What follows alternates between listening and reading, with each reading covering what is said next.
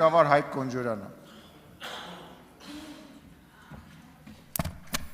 Ազգային ժողովի մեծարգո նախագահ, հարգելի գործընկերներ,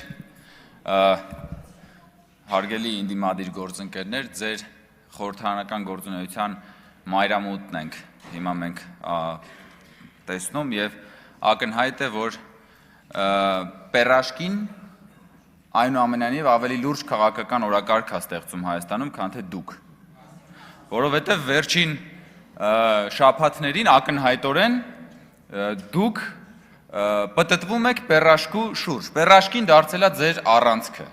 Ոնց է երկիր մոլորակը պտտվում իր առանցքի շուրջ, դուք, եթե մենք ձեր առանցքից հանենք պերաշկին, դուք կքանդվեք։ Միջև էդ էլ նես չէր, որ միջև էդ էլ նես չէր, որ տենց մի բան էիք։ Որովհետև ասում եմ,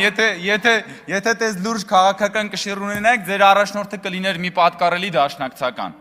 Օրինակ, չգիտեմ, ձեզանից որևէ մեկը, փոխարենը Ռոբերտ Քոչարյանն է։ Օրինակ, Արծվիկ Մինասյանը ինչ վատ կլիներ, որ լիներ դաշնակցության առաջնորդը։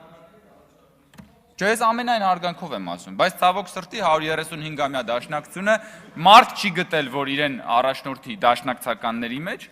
Հա, բայց ինչի մասին է ուզում խոսալ, հարգելի գործընկերներ, այս դրույթը մեր օրենսդրության մաս է։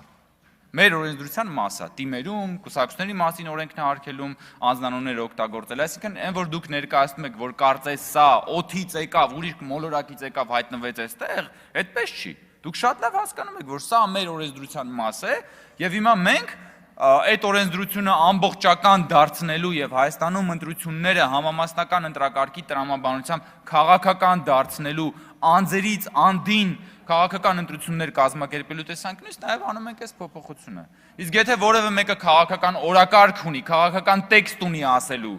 եւ ոչ թե ուղղակի հավելված է, ոնց որ Yandex-ի նավիգատորը ասենք։ Մարդկա դարձել է Yandex-ի նավիգատորի պես բան է, նավիգատորը գոնե քեզ կարա ասի ուր գնաս, ուր չգնաս։ Մարդկա այդ հավելված է դարել, բայց չենք կարա գոնե ներբեռնենք։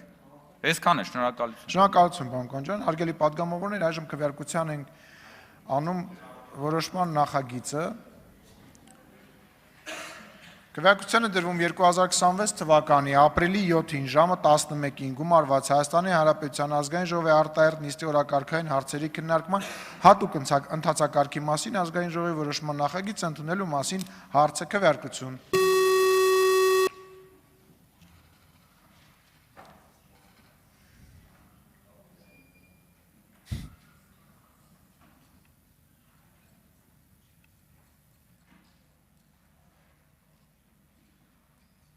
Կողմ 64 դեմ 14 ձեռնպահ 0 որոշում ընդունվել է։